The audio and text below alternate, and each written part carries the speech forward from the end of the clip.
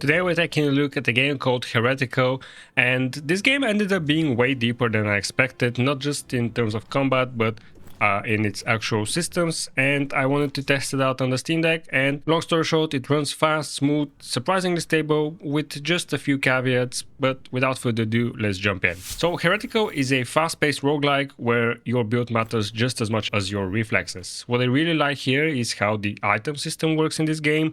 Instead of juggling an inventory, every time you find a new item, you're given a choice. Take the new item or keep what you already have. There's no menu diving, no micromanagement. It's just clean decisions that keep the flow going. On top of that, the game layers in enchants, abilities, prophecies, skill points. So when you start playing it, at first it seems simple, but it's actually very complex. And the runs are very fast, but the systems underneath are actually pretty involved. Now, performance-wise, this game absolutely flies on the Steam Deck. Heretical runs at 90 FPS with no issues most of the time.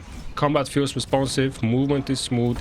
That being said, there are occasional dips down to around 40 or 50 FPS in certain areas. I noticed that this game has a lot of post-processing filters, and sometimes when there's rain on the map, it will dip down in FPS. And the weird thing is that this feels more like a bug than a hardware limitation, because if you run the game uncapped, it doesn't drop below 60 FPS at all. So I'm not sure what's happening here, but if you notice frame drops, try uncapping the FPS, it will smooth things out instantly. For battery life, at 90 FPS, you're looking at roughly 2 hours and 30 minutes of playtime, which is totally playable but not amazing. However, if you cap the game to 60 FPS, battery life jumps all the way up to 4 hours and 45 minutes, and that's a huge improvement, and honestly the game still feels pretty great at 60 FPS, so my recommendation is cap it to 60 FPS for longer sessions, or keep it at 90 FPS if you're plugged in or playing short runs.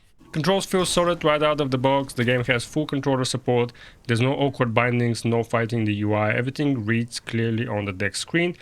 Because you're not dealing with inventory clutter, the interface stays clean and readable, which works perfectly on the Steam Deck small screen. However, the biggest downside for me is progression. When you die, you start all the way back in the beginning, which of course makes it a roguelike. At least from what I've seen so far, there are no save points, no checkpoints, no mid-run checkpoints, nothing. For some players, that's probably fine, it fits the roguelike structure, but if you're looking for shorter sessions with persistent progress, this game might feel a bit punishing. Overall, Heretical runs extremely well on the Steam Deck, 90 FPS, excellent battery life at 60 FPS, deep systems without the hassle, smooth handheld experience overall.